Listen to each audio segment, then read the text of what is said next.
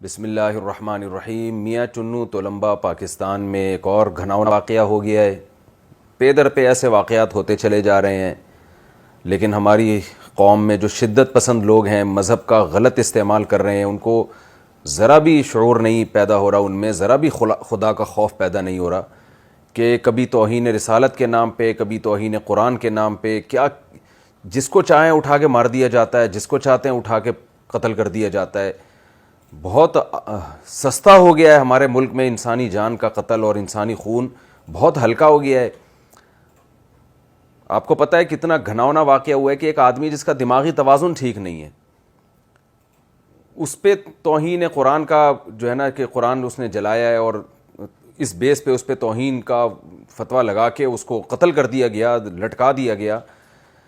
پاگل آدمی تو شرعی احکام کا مکلف ہی نہیں ہوتا۔ کوئی بھی شخص کچھ بھی کر رہا ہے، یہ تو نہیں کہ آپ نے اٹھ کے مارنا کوٹنا پیٹنا شروع کر دینا اس کو۔ یہ کام تو کورٹ کا ہے، عدالت کا ہے، عدالت فیصلہ کرے گی کہ اس نے توہین کی ہے یا نہیں کی ہے۔ مسلسل پے در پہ یہ واقعات بہت تیزی کے ساتھ ہو رہے ہیں ہمارے ملک میں۔ قرآن کیا کہتا ہے؟ ان جاءکم فاسق بنبأ فتبینوا، اے ایمان والو جب کوئی فاسق خبر لے کر آئے پہلے تحقیق تو کرو کہ اس کی خبر کی حیثیت کیا ہے۔ وَإِذَا جَاءَهُمْ أَمْرٌ مِّنَ الْأَمْنِ أَوِ الْخَوْفِ أَذَاعُوا بِهِ، قرآن کہتا ہے جب بھی کوئی خبر آتی ہے یہ لوگ پھیلانا شروع کر دیتے ہیں۔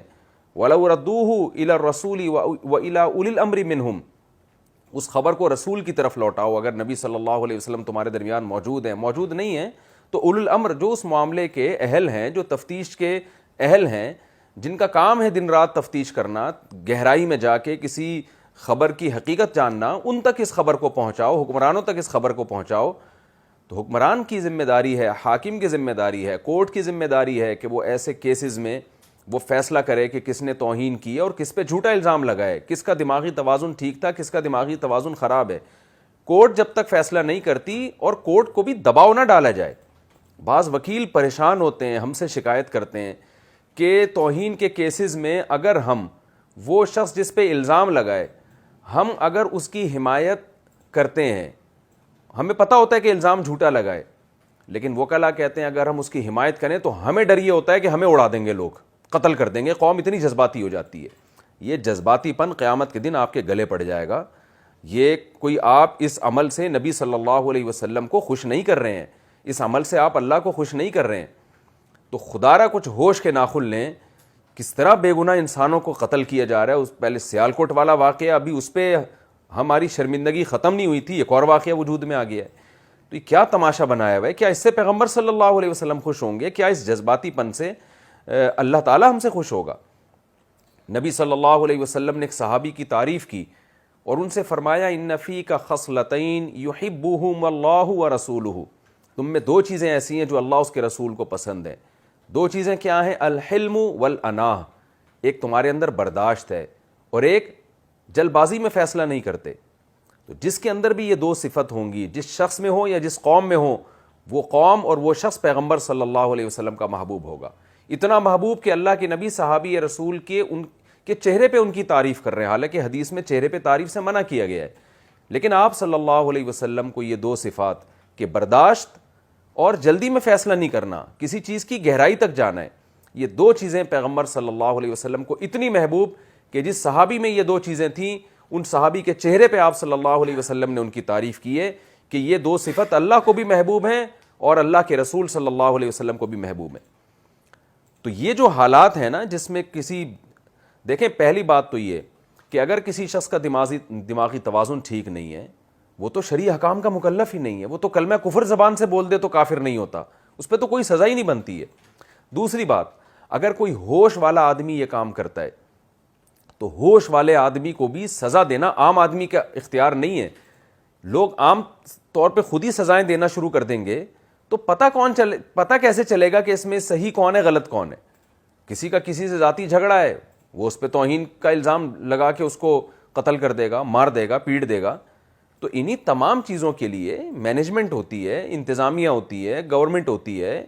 ہم کوئی کسی جنگل میں، کسی پہاڑوں کی ٹوہ میں تھوڑی رہتے ہیں، ہم لوگ کسی ریاست میں رہتے ہیں۔ ہم لوگ کہتے ہیں کہ حکومت اپنی ذمہ داری پوری نہیں کرتی، تو گورنمنٹ اگر اپنی ذمہ داری پوری نہیں کر رہی ہے تو کیا آپ حکومت بن کے اپنے ہاتھ میں سارے قوانین لے لو گے؟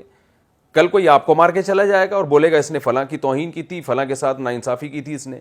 تو ایک ریاست ہے, قرآن و سنت نے ریاست کے خلاف ہمیں چلنے کی اجازت نہیں دی ہے. اور یہ خوب اچھی طرح سمجھ لیں, ریاست کا حاکم اگر فاسق اور فاجر ہوگا تو بھی نبی صلی اللہ علیہ وسلم کا حکم ہے کہ جائز چیزوں میں تم نے اس کی اطاعت کرنی ہے, انتظامی چیزوں میں تم نے اس کی اطاعت کرنی ہے, جب تک کہ تمہیں 100% خلاف شریعت حکم نہیں دیتا وہ. اگر آپ کا حاکم آپ کو کہہ دے کہ آپ کو نماز پڑھنے کی اجازت نہیں ہے, یہاں آپ حاکم کی بات نہیں مانیں گے. اگر آپ کا حاکم آپ کو کہہ دے کہ آپ کو روزہ رکھنے کی اجازت نہیں ہے, یہاں آپ نے گورنمنٹ کی بات نہیں ماننی ہے. لیکن جہاں سزاؤں کی بات آئے گی, دیکھیں اسلام میں حکم ہے چور کا ہاتھ کاٹا جائے, لیکن کبھی آپ نے کسی کو سنا فتویٰ دیتے ہوئے کہ کوئی شخص چوری کرے تو دوسرا شخص جا کے اس کا ہاتھ کاٹ سکتا ہے؟ کبھی آپ نے دیکھا؟ اسلامی تاریخ میں ایسا کبھی بھی نہیں ہوا کہ کسی نے چوری کی اور ایک عام آدمی نے اٹھ کے اس کا ہاتھ کاٹ دیا ہو. تو یہ قتل کرنا, توہین پہ, یہ سب یہ گورنمنٹ کی کام ہے. اس میں کیس ہونا چاہیے, اور کیس بھی آزادانہ طریقے سے ہونا چاہیے, نہ جج پہ دباؤ ہونا چاہیے, نہ وکیل پہ دباؤ ہونا چاہیے.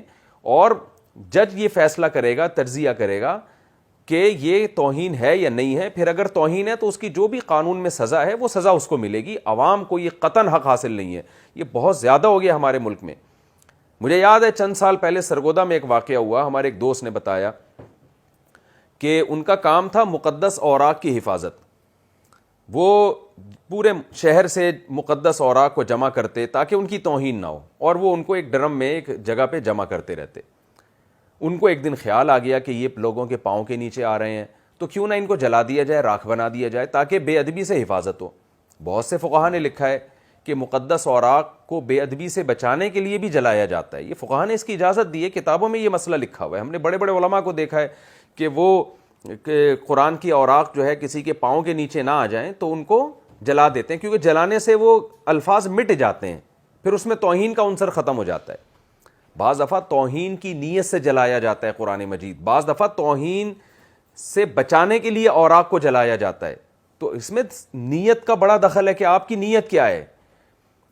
تو سرگودا میں ان صاحب نے ایسا کیا, وہ کہتے ہیں کہ میں نے وہ کہتے ہیں کہ میں نے یہ ارادہ کیا کہ بھئی یہ تاکہ لوگوں کے پاؤں کے نیچے نہ آئیں, تو اب ظاہر ہے یا تو ان کو سمندر میں بہایا جائے گا یا یہ کہ ان کو جلایا جائے گا.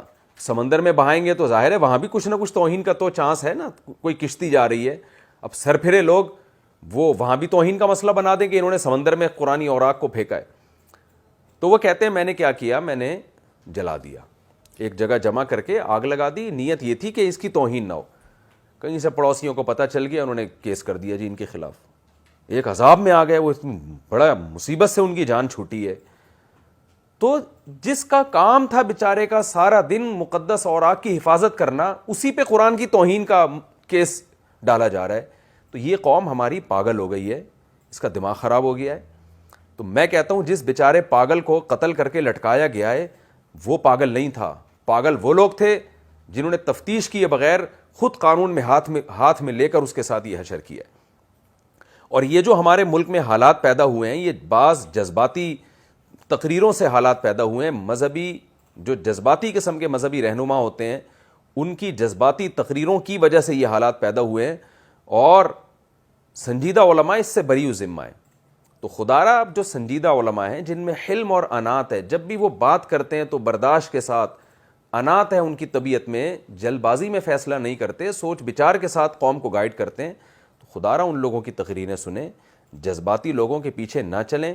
یہ جذباتی لوگ نعرے بہت اچھے لگاتے ہیں عشق رسول کے, عشق خدا کے, اور پھر اس قوم کے اندر جذباتیت پیدا کرتے ہیں. ان کی صحت پہ کوئی فرق نہیں پڑتا کہ پاکستان پہلے ہی گرے لسٹ میں ہے, بلیک لسٹ میں چلا گیا تو کیسے قوم بھوکے اور ننگے مرنا شروع ہو جائیں گے یہ قوم. اور ان کی صحت پہ اس سے کوئی فرق نہیں پڑتا کہ بین الاقوامی طور پر ملک کی حالات پر کیا اثر پڑ رہا ہے اور ملک کی کیسا دیوالیہ نکل رہا ہے. ان کی صحت پہ کوئی فرق نہیں پڑتا کہ اس سے اسلام دنیا میں کتنا بدنام ہو رہا ہے. اس سے لوگوں کا اسلام میں داخلہ شروع نہیں ہوگا, بلکہ لوگ اور اسلام سے دور ہونا شروع ہو جائیں گے, مسلمانوں کو دہشت گرد کہنا شروع کر دیں گے. حالانکہ مسلمانوں کے سنجیدہ علماء ان چیزوں کے قائل نہیں ہیں. اس سے اللہ اس کے رسول صلی اللہ علیہ وسلم قطعاً خوش نہیں ہوں گے. اللہ اس کے رسول صلی اللہ علیہ وسلم کو حلم اور بردباری پسند ہے, برداشت پسند ہے, سوچ بچار کے بعد فیصلہ کرنا پسند ہے. تو خدا را ملک میں ایسے حالات پیدا نہ کریں. مذہب کے نام پہ جو شدت پسندی ہمارے معاشرے میں پھیل رہی ہے, اس سے مذہب بدنام ہو رہا ہے، اس سے ہمارا ملک بدنام ہو رہا ہے، اس سے دین بدنام ہو رہا ہے، تو خدا را یہ کام مت کریں، اس سے باز آ جائیں۔ اسی میں اللہ اس کے رسول صلی اللہ علیہ وسلم کی رضا ہے۔ اور گورنمنٹ پر بھی لازم ہے کہ جن لوگوں نے اس مجذوب اور پاگل آدمی کو قتل کیا، اس کو سزا دی، ان تمام لوگوں کو پکڑ کے ان تمام لوگوں کے خلاف کیس ہونا چاہیے، ان تمام لوگوں کو قرار واقعی سزا ملنی چاہیے۔ جیسے سیالکوٹ میں جن لوگوں نے غیر ملکی کو قتل کیا، تو ان قاتلوں کو، ان پروپیگنڈا کرنے والوں کے خلاف ایف آئی آر ہونی چاہیے، ان کی سخت سزا ہونی چاہیے ان کے خلاف۔ اگر آپ نے یہ سزائیں نہیں دی، گورنمنٹ اپنی ذمہ داری پوری نہیں کر رہی ہے، تو یہ واقعات اور بڑھتے چلے جا رہے ہیں، بے گناہ لوگ اس کی لپیٹ میں آ رہے ہیں۔ میں اللہ سے دعا کرتا ہوں کہ اللہ تعالیٰ ایسے شدت پسندوں سے ہمیں نجات عطا فرمائے، اور ہمیں ایسے مذہبی، ہماری عوام کو ان مذہبی رہنماؤں کو فالو کرنے کی توفیق عطا فرمائے جو معاشرے میں برداشت اور بردباری کا حکم دے رہے ہیں، معاشرے میں برداشت اور بردباری کو فروغ دینے کی کوشش کر رہے ہیں۔ اللہ تعالیٰ ہمیں سمجھنے کی اور عمل کرنے کی توفیق عطا فرمائے۔ وما علینا الا البلاغ۔